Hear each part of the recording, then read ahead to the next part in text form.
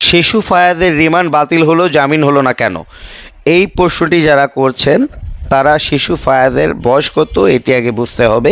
শিশু ফায়াদের বয়স হচ্ছে 17 বছর 3 মাস তার সার্টিফিকেট অনুসারে, কিন্তু এজাহারে তার বয়স উল্লেখ করা হচ্ছে 19। শিশু ফায়াজ যেহেতু সার্টিফিকেট অনুসারে 17 বছর 3 মাস তার বয়স, সেহেতু শিশু বলে গণ্য হবে। একজন শিশু তিনি যার বয়স অনধিক 18। তাই শিশু ফায়াজের বিচার শিশু আদালতে হবে, তাই তার রিমান্ড বাতিল করা হয়েছে। কিন্তু তার জামিন হলো না কেন?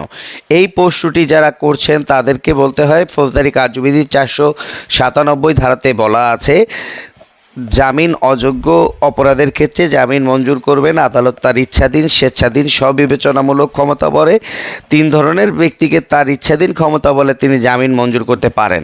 শিশু, মহিলা এবং বার্ধক্যজনিত কারণে যিনি অক্ষম বা অসুস্থ এমন ব্যক্তি যদি 2 ধরনের অপরাধ করে